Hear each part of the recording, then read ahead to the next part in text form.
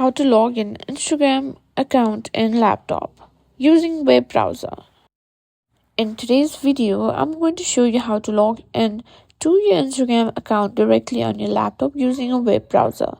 If you've been wondering how to access your Instagram on a bigger screen, I've got you covered, so let's get started. First, open up your favorite web browser. Whether you're using Chrome, Firefox, or Edge, this will work in all of them. Now, in your browser's address, simply type in Instagram login, or you can simply tap in www.instagram.com as well. Now, once you're on the Instagram homepage, you should see the login section right away, asking for username and password.